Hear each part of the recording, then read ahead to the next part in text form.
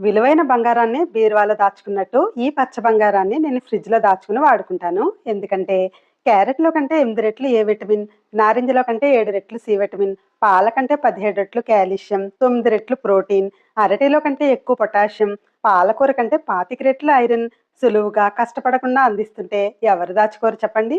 అందుకే ఇలా ఒక్కరోజు ఆరిన ఆకుని కాస్త నువ్వుల నూనెలో ఉప్పు, పసుపు వేసి 2 నిమిషాలు వేయించి పొడి పొడిగా ఉండడం వల్ల లో ఫ్లేమ్‌లో కూడా ఇట్టే వేగిపోయి దగ్గర పడ్డ ఆకుని పళ్ళెంలోకి తీసి చల్లారాక తడి లేని గాజు సీసాలో వేసుకుని ఫ్రిడ్జ్‌లో పెట్టుకొని 2 నెలలు నిలవ ఉండే ఈ ఆకుని పచ్చడి, కూర, రసంలో వేసుకుంటాను. పచ్చడి కోసం మిరియాలు, ధనియాలు, జీలకర్ర, మినపప్పు, శనగపప్పు, నువ్వులు, ఎండుమిర్చి, పచ్చిమిర్చి, వెల్లుల్లి, అలాగే 2 టమాటోలు, కాస్త చింతపండు, ఉప్పు వేసి అన్నీ వేయించుకున్నాక 2, 3 స్పూన్ల మునగాకు వేసుకొని మెత్తగా రుబ్బుకొని తాలింపు పెట్టుకొని కమ్మగా అన్నంతోనో, టిఫిన్‌తోనో తినేయడమే. Thank you for watching.